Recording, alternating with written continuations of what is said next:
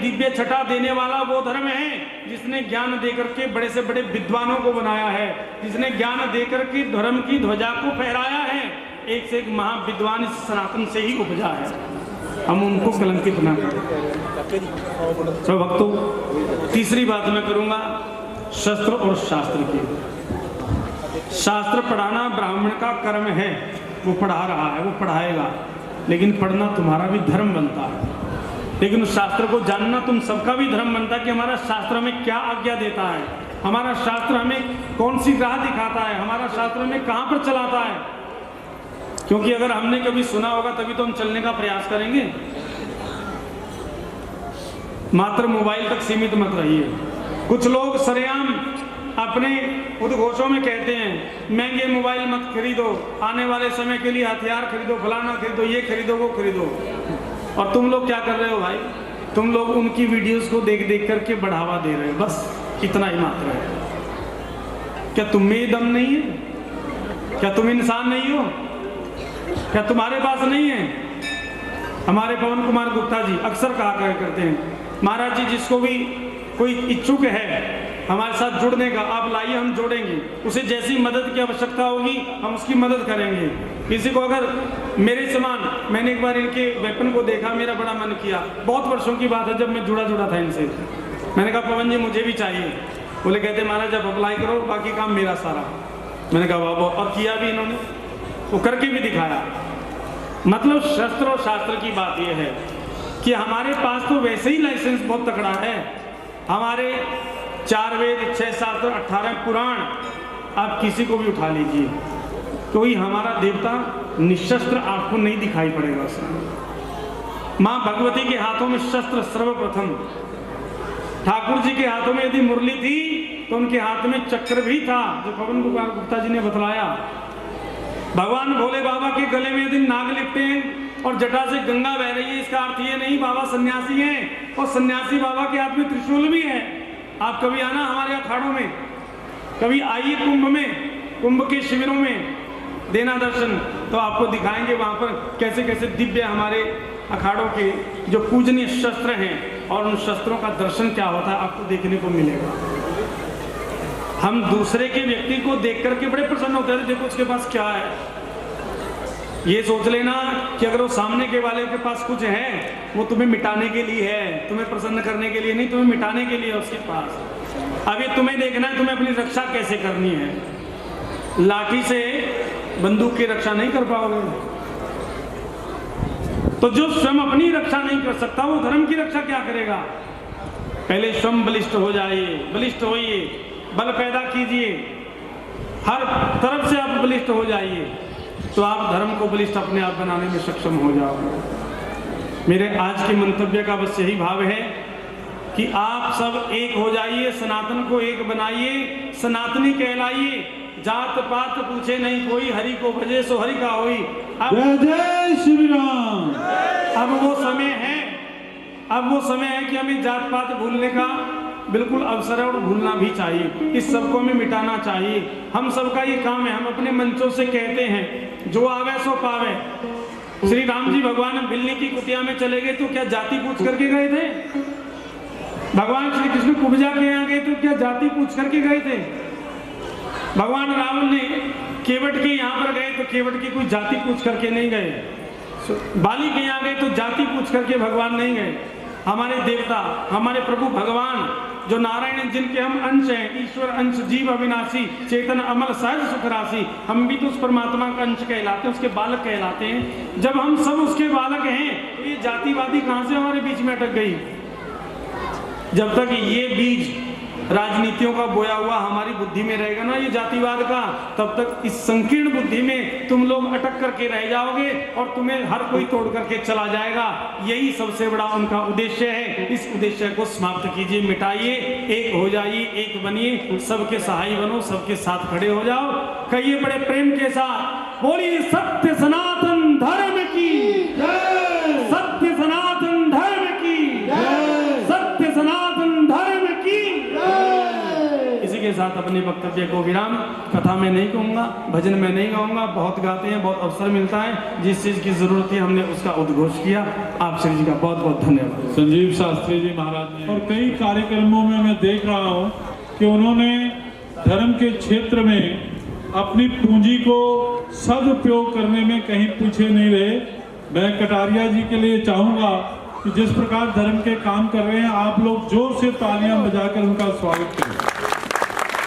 काम कर रहे हैं, मैं इनको बधाई देता हूं। सबसे पहले ये मेरे छोटे भाई हैं, हमेशा हमारा प्यार बहुत लंबे समय से चल रहा है और इनके कामों में मुझे खुशी मिलती है जब ये समाज को जोड़ने की बात करते हैं, अपने धर्म के साथ जुड़ने की बात करते हैं। और इसके अलावा राजनीति क्षेत्र में भी ये अपना योगदान डालते हैं और धर्म और राजनीति को इन्होंने बिल्कुल अलग से रखा हुआ है।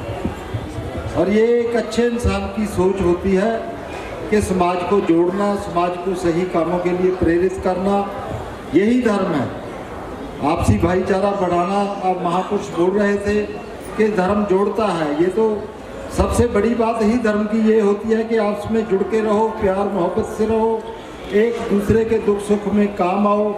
उस काम के लिए जो पवन कुमार गुप्ता जी और उनकी टीम है वो पूरी तरह तत्पर रहती है, हमेशा भाईचारे के साथ एक दूसरे के साथ मदद करते हैं, खड़ते हैं और धर्म के कामों को आगे बढ़ाते हैं। मैं इस मौके पे जब हम एक हनुमान चालीसा पढ़ने के लिए यहाँ ये जग चल रहा है, हनुमान जी एक भगवान राम को समर्पित थे हर तरह से। उन्होंने एक वफादारी की मिसाल कायम की है इतिहास में।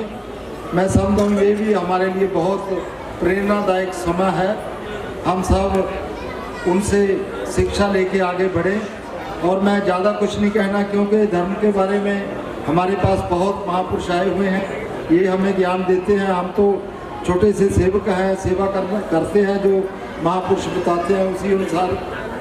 और मैं इस मौके पे पवन कुमार गुप्ता जी को एक बार फिर बहुत बधाई देता हूं, जिन्होंने समाज को जोड़ने के लिए वफादारी का प्रतीक भगवान हनुमान जी को याद करके हम सबको यहाँ एकत्र किया है। बहुत बहुत मैं बधाई देते हुए धन्यवाद करता हूँ और हर तरह से इनके साथ हूँ। मेरे भाई हैं, राजनीतिक तौर पे भी मेरा इनसे बहुत लगाव है, मैं इनके साथ हर तरह खड़ा हूँ।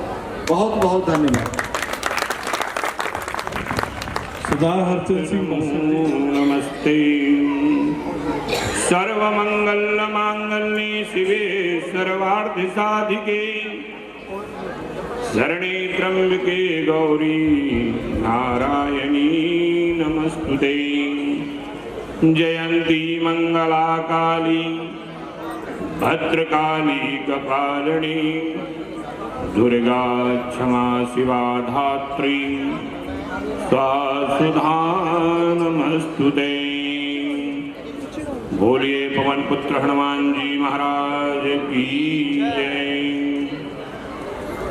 आज माँ भगवती का प्रांगण और हमारे पटियाला का सौभाग्य,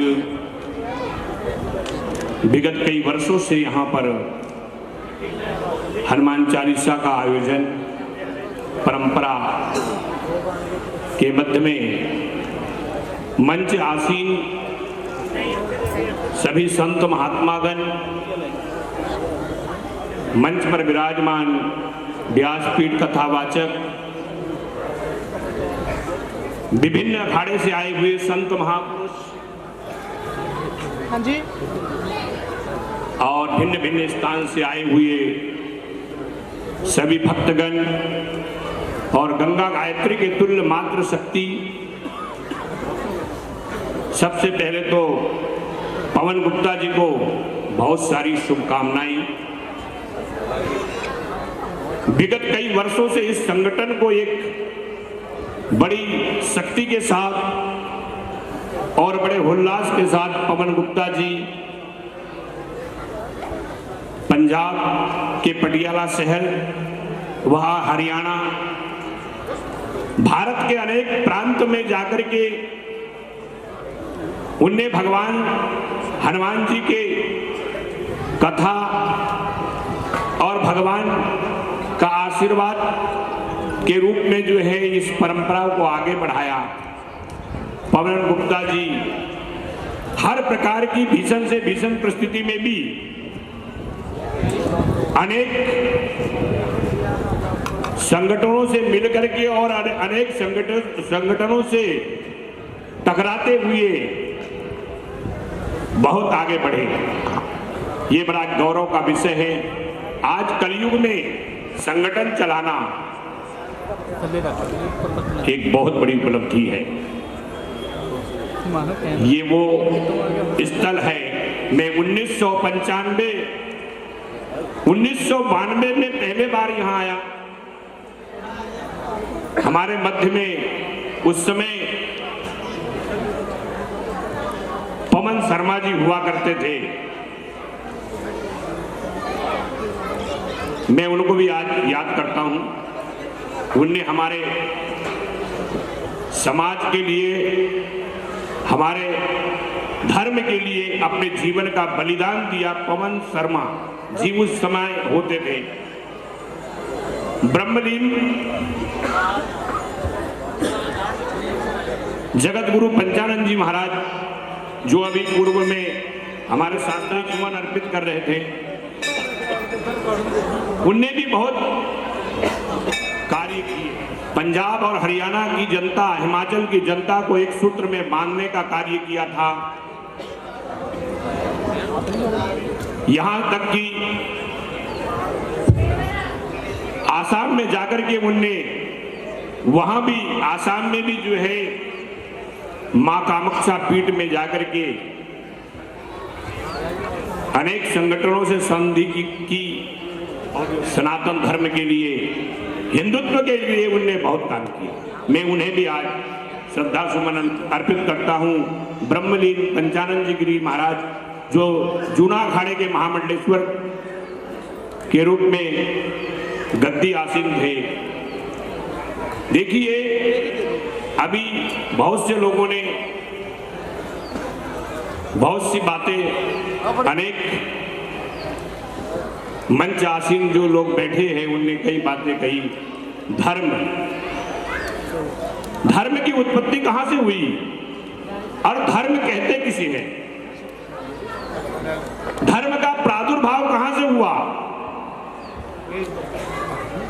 वो उन माता पिताओं के पास से हुआ, वो जननी से हुआ। वो मातृ शक्ति जिस प्रकार से अपने बालक को जन्म देकर के सूरवीर की गति को या सूरवीर की धाराओं में प्रभावित करते, वही संस्कार धर्म के प्रति होता है। हमने अपने बालक को वो संस्कार ही नहीं दिए। आज हमारे भारतवर्ष में भिन्न भिन्न रूप में, अलग अलग दिशाओं में अलग अलग धर्म का प्रचार, अलग अलग दिशाओं का प्रचार, अलग अलग भाषाओं का प्रचार और अलग अलग संदेह का प्रचार हो रहा है। अभी बहुत सारे वक्ताओं ने कहा कि धर्म जो है वो नाचने कूदने वाला, समय, संधि, परिस्थिति। हमारे देश के अंदर जो है जातिवाद का एक जहर घोला गया है। एकता संगठन को हम पीछे छोड़ करके जातिवाद में बिखर गए।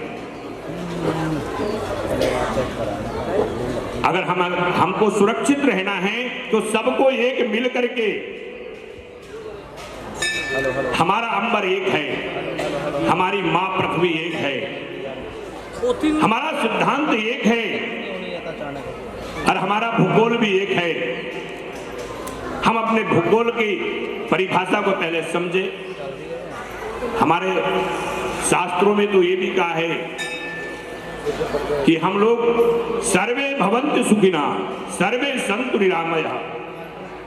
हम एकत्रित होकर, भगवान हनुमान जी ने ये अवगत करवाया है, समाज को एक नई दिशाएं दी है कि हम एकत्रित कैसे हो। सबसे पहले हमें एकत्रित होने की आवश्यकता है और वो हमारे माता पिताओं को संस्कार देने की आवश्यकता है। जो सनातन को मानेगा, जो हमारे धर्म को मानेगा, वही राष्ट्रभक्त हो सकता है, वही राजनेता हो सकता है।